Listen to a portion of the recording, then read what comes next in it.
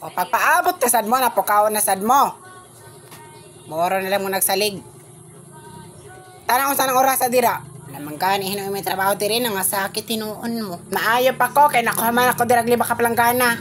Kamo na nga matay pa dira. Ito naman gud mo pukawon. Magsalig na lang mo.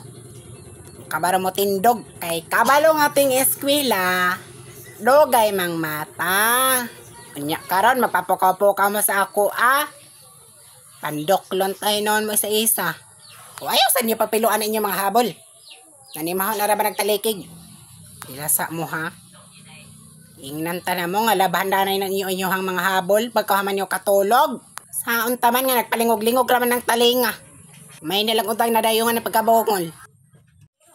Napay sudan ma. Tuwa sa karinderya. Nagipambilinan mo dira party-arty pataraw mo. Aw karon. Ang mag-asin, god mo din ha. Damo pa masarang asin din ha sa tapir. Pag ingnan ta na mo nga mang mata mo sayo. Karon kay nahutan na mo magsudan. Saan man na ninyo? Mga sakit taraw. Wala man gani ka mga sakit diri ang ako atanan. Aw naunsa man din ang siyamads. Ambot ani niya. Mga sakit man ang way trabaho sa balay. Ako ani ibuyagan man ni dito sa eskwelahan ba. Labi ng baba nga baling igata. Sige singgit. Para nagreport lang nagtinggil. Napasing abay-abayan siguro na dito sa eskwelahan na arabe mga kahoyan dito.